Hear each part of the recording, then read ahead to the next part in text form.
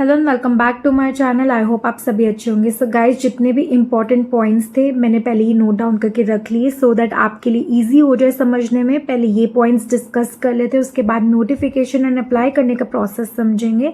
चलो स्टार्ट करते हैं। और अगर आप पहली बार इस चैनल पर आए तो मेक श्योर करें वीडियो को लाइक करें, चैनल को जरूर सब्सक्राइब कर लेना क्योंकि ऐसी जॉब अपडेट मैं अपने चैनल पर लेकर आती रहती हूँ। तो चलिए सीधा बात करते हैं आज की गवर्नमेंट जॉब की। आज मैं आपके लिए जो गवर्नमेंट जॉब लाई हूँ इसका फॉर्म आपको भरना ही भरना है। जी हाँ, अगर आपने ये फॉर्म नहीं भरा तो आप सरकारी नौकरी भूल जाओ क्योंकि ये फॉर्म बहुत ही इंपॉर्टेंट है। अगर आपने इसे नहीं भरा तो आप किसी भी वैकेंसी में अप्लाई नहीं कर पाओगे। सबसे बड़ी बात ये है, यहाँ पे 21,000 से भी ज़्यादा पद हैं। 10वीं 12वीं ग्रेजुएट सभी पे मौका है, सभी अप्लाई कर सकते हैं। तो बस आप इस वीडियो को एंड तक ज़रूर देखना। तो अब देख लेते हैं कि वैकेंसी आई कहाँ से और निकाली किसने है। तो ये निकाली गई है अधीनस्थ सेवा चयन आयोग ने। अगर इंग्लिश में कहे तो UPSSC। अब आप बोलोगे कि SSC तो सुना है बट ये SSC क्या है। तो SSC यानी कि सब ऑर्डिनेट सर्विस सिलेक्शन कमीशन, और इसे ही हिंदी में कहते हैं अधीनस्थ सेवा चयन आयोग। ठीक है, तो यहाँ पे ऑफिशियल नोटिफिकेशन जारी हो चुका है और मेरे पास है, मैं आपको इसका डिस्क्रिप्शन बॉक्स में लिंक दे दूंगी, आप वहां से देख लेना। सो इसकी इंपॉर्टेंट डेट्स की बात कर लेते हैं। तो 14 मई से आप अप्लाई कर पाओगे। 14 मई आने ही वाली है। 14 मई से यहाँ पे आवेदन शुरू हो जाएंगे। लास्ट डेट की बात करें तो फॉर्म भरने की लास्ट डेट है 17 जून और इसकी जो फीस है वो भी आपको 17 जून तक देनी होगी। बात करें कि आपका एग्जाम कब होगा, तो एग्जाम की डेट अभी यहाँ पे अनाउंस नहीं करी गई है और इसलिए यहाँ पे नोटिफाइड लेटर लिखा हुआ है, यानी कि ये आपको बाद में बताई जाएगी। हालांकि डेट की आपको चिंता नहीं करनी है क्योंकि अगर आप इस गवर्नमेंट जॉब में अप्लाई करते हो तो जब भी यहाँ पे एडमिट कार्ड रिलीज होगा तो आपको मेल आ जाएगा, आपको मैसेज आ जाएगा। ठीक है, तो इन्फॉर्मेशन तो आपको मिल ही जाएगी, उसकी चिंता मत करो। बाकी चलिए आगे बढ़ते हैं और जानते हैं इसकी क्वालिफिकेशन। जहाँ तक बात है एलिजिबिलिटी क्राइटेरिया की यानी कि क्वालिफिकेशन की, तो यहाँ पे सबसे सिंपल सी क्वालिफिकेशन रखी गई है। यहाँ पे कोई भी 10th पास PET एग्जाम के लिए अप्लाई कर सकता है, यानी कि प्रारंभिक परीक्षा। यहाँ पे गाइस इस फॉर्म को भरना इसलिए ज़रूरी है क्योंकि अगर आपने एग्जाम नहीं दिया तो साल भर में जितने भी गवर्नमेंट जॉब्स आएंगी ग्रुप C ग्रुप B की किसी में भी आप अप्लाई नहीं कर पाओगे। वही बच्चे उसमें अप्लाई करेगा जिसने PET का एग्जाम दिया होगा। तो इसलिए मैं आपको कह रही हूँ ये फॉर्म आपको भरना है, चाहे आप किसी भी स्टेट से वीडियो देख रहे हो। तो यहाँ पे टोटल पोस्ट की बात करें तो पिछले साल 20,000 वैकेंसीज आई थी और इस साल 21,000 से भी ज़्यादा पद आने वाले हैं। तो यहाँ पे बहुत अच्छा मौका है। अगर आप फॉर्म नहीं भरोगे तो एक तरीके से आप 21,000 पदों को छोड़ रहे हो और ऐसा आपको बिल्कुल नहीं करना है। एक और ख़ास बात बताऊँ तो पहले यहाँ पे जो PET एग्ज़ाम होता था तो इसका जो स्कोर है यानी इसमें जो आपके मार्क्स आते थे वो 1 साल तक वैलिड रहते थे, यानी कि 1 साल तक जितनी भी गवर्नमेंट जॉब्स आएंगी आप उसमें अप्लाई कर पाते थे। बट अब ऐसा यहाँ पे नहीं है, बल्कि अब और अच्छा हो गया है। अब यहाँ पे अगर आप PET का एग्ज़ाम देते हो और उसमें आपके जो मार्क्स आएंगे, जो आपकी परसेंटेज आएगी वो 3 साल तक वैलिड रहेगी। पहले 1 साल तक थी लेकिन अब 3 साल तक कर दी गई है। यानी मान लो अगर आपने ये एग्ज़ाम दे दिया तो अगले 3 साल जितने भी गवर्नमेंट एग्ज़ाम्स आएंगे उनमें आप अप्लाई कर पाओगे। और अगर आपने इसमें अप्लाई नहीं करा, PET एग्ज़ाम नहीं दिया, तो फिर आपको 1 साल यहाँ पे इंतज़ार करना होगा। जब अगले साल फिर से नोटिफिकेशन आएगा तब आपको अप्लाई करना होगा। तो साल क्यों बर्बाद करना है। तो चलिए अब मैं आपको यहाँ पे बता देती हूँ कि किस किस टाइप की पोस्ट यहाँ पे रहती है और क्वालिफिकेशन उसमें क्या मांगी जाती है। बात करें यहाँ पे पोस्ट और क्वालिफिकेशन की तो देखिए क्वालिफिकेशन डिपेंड करती है पोस्ट के ऊपर। चलिए सबसे पहले बात करते हैं 10th पास वालों की। 10th पास के लिए यहाँ पे ग्रुप D लेवल की पोस्ट होती है, जैसे कि पियन हो गया, कुक हो गया, माली, बार्बर, MTS एक्सेट्रा। ठीक है, इन सब में जो क्वालिफिकेशन मांगी जाती है वो 10th पास मांगी जाती है। वहीं पे 12th पास की बात करें तो 12th पास के लिए काफ़ी सारी अलग अलग टाइप की पोस्ट होती है, जैसे कि स्टोर कीपर हो गया, जूनियर असिस्टेंट हो गया। जूनियर असिस्टेंट में आपको टाइपिंग आनी चाहिए, तो टाइपिंग आप सीख लेना क्योंकि बहुत सारी गवर्नमेंट जॉब्स में मांगी जाती है।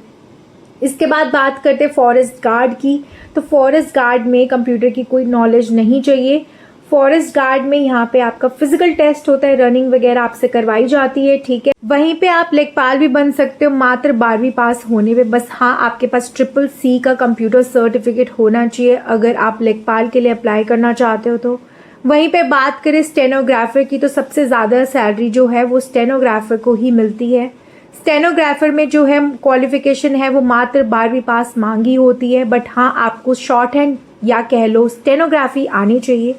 जो जितनी पोस्ट मैंने आपको अभी बताई है इन सब की क्वालिफिकेशन है मात्र 12वीं पास। वहीं पे चलिए बात करते हैं ग्रेजुएट वालों की। तो ग्रेजुएट के लिए काफ़ी अच्छी अच्छी पोस्ट है और ऑफिसर लेवल की भी है। अब यहाँ पे देख सकते हो कि अगर आप ग्रेजुएट हो तो आप मंडी परिषद इंस्पेक्टर बन सकते हो, एएसओ ऑफिसर बन सकते हो, ग्राम पंचायत अधिकारी बन सकते हो, विलेज डेवलपमेंट ऑफिसर यानी वीडीओ ऑफिसर बन सकते हो। तो इस टाइप की काफ़ी सारी पोस्ट आती है ग्रेजुएट वालों के लिए। तो ये जितनी पोस्टें आपको दिख रही हैं ना, इन वैकेंसीज में आप तभी अप्लाई कर पाओगे जब आपने ये फॉर्म भरा होगा, पीटी का एग्ज़ाम दिया होगा। चलिए एक बार मैं आपको सैलरी भी यहाँ पे बता देती हूँ और मैं आपको ओवरऑल सैलरी बताऊँगी, जैसे कि 10th पास की कितनी होगी, 12th पास की कितनी होगी और ग्रेजुएट की कितनी होगी। तो 10th पास की पोस्ट की अगर बात करें तो इसमें ऑलमोस्ट 35,000 से लेके 38,000 तक आपकी सैलरी रहेगी। वहीं पे बात करें 12th पास की तो आप बस स्टेनोग्राफी को छोड़ देना, तो बाकी सब में 12th पास की सैलरी होगी ऑलमोस्ट 45,000 और स्टेनोग्राफर की होती है सबसे ज़्यादा यानी कि 56,000 पर मंथ। वहीं पर बात करें ग्रेजुएट की तो जैसे कि आप देख सकते हो सब ऑफिसर लेवल की पोस्ट है, तो इसके अंदर आपकी जो सैलरी है वो कम से कम 60,000 होगी। तो सैलरी सबकी बढ़िया है, एकदम ज़बरदस्त है। बाकी चलिए आगे देखते हैं। एज लिमिट की बात करें तो यहाँ पे जो एज लिमिट दी हुई है वो मिनिमम 18 ईयर्स दी हुई है और मैक्सिमम 40 ईयर्स दी हुई है।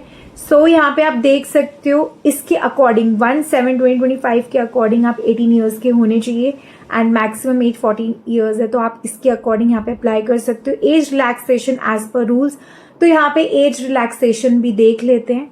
तो यहाँ पे जो एज रिलैक्सेशन है वो SC/ST को 5 ईयर्स का दिया हुआ है, OBC को 3 ईयर्स का दिया हुआ है, PWD UR मतलब general 10, SC/ST 15, OBC 13 years, ex serviceman को सर्विस ईयर प्लस 3 ईयर्स का एज रिलैक्सेशन यहाँ पे दिया हुआ है। अगर यहाँ पे फीस की बात करें कि एप्लीकेशन फीस आपकी कितनी रहेगी, तो जनरल OBC EWS के लिए 185 रुपीज़ है, SC/ST के लिए 95 रुपीज़ है, PWD के लिए 25 रुपीज़। तो ये फ़ी आप ऑनलाइन मोड से भी भर सकते हो थ्रू UPI, नेट बैंकिंग या डेबिट क्रेडिट कार्ड से। जब फॉर्म भर दो तो उसका एक प्रिंट आउट ज़रूर निकाल लेना। बाकी चलिए अब देख लेते हैं कि कैसे तैयारी करनी चाहिए PET एग्ज़ाम की और इसका सिलेक्शन प्रोसेस क्या है। तो देखिए सबसे पहले जो आपका एग्ज़ाम होगा वो होगा ऑब्जेक्टिव टाइप, मतलब कि ऑनलाइन एग्ज़ाम होने वाला है। वैसे तो MCQ बेस्ड क्वेश्चंस होंगे, मतलब कि 4 ऑप्शंस होंगे, उसमें से 1 मार्क करना होगा। जो भी शॉर्ट लिस्टेड कैंडिडेट्स होंगे वो मेन एग्ज़ाम के लिए जाएंगे, जो भी सिलेक्टिव स्टूडेंट्स होंगे वही मेन एग्ज़ाम के लिए जाएंगे। जो आपका सिलेबस है वो नोटिफिकेशन के पेज नंबर 11 to 14 पे दिया हुआ है, वहाँ से आप सिलेबस देख सकते हो और अपनी तैयारी कर सकते हो। और जो आपका एग्ज़ाम पैटर्न है उसमें आपके general knowledge, Hindi, math, reasoning, current affairs ये सब पूछा जाएगा। तो 100 मार्क्स का पेपर होगा और 100 क्वेश्चंस होंगे। 2 घंटे का टाइम मिलेगा और नेगेटिव मार्किंग है, तो एक आंसर आपका गलत होगा तो 0.25 की मार्किंग यहाँ पे रहेगी। सो नोटिफिकेशन ये है, यहाँ पे आप देख सकते हो, इसका लिंक मैं डिस्क्रिप्शन बॉक्स में दे दूंगी। सो सिलेबस के लिए आपको पेज नंबर 10 पे जाना है, तो पेज नंबर 10 स्क्रॉल डाउन करोगे तो यहाँ पे आपको सारा सिलेबस दिया हुआ है। इस सिलेबस को देख के आप तैयारी कर सकते हो। प्लस यहाँ पे सब्जेक्ट वाइज टॉपिक्स भी दिए हुए हैं कि कितने टॉपिक्स आएंगे और कितने मार्क्स के आएंगे। सो सब कुछ यहाँ पे दिया हुआ है, इस हिसाब से आपको तैयारी कर लेनी है और अच्छे से तैयारी करना, यहाँ पे अप्लाई ज़रूर करना। सो अगर वीडियो पसंद आए तो लाइक करना और चैनल को ज़रूर सब्सक्राइब कर लेना, क्योंकि ऐसी जॉब अपडेट मैं अपने चैनल पर लेकर आती रहती हूँ। जय गुरु जी।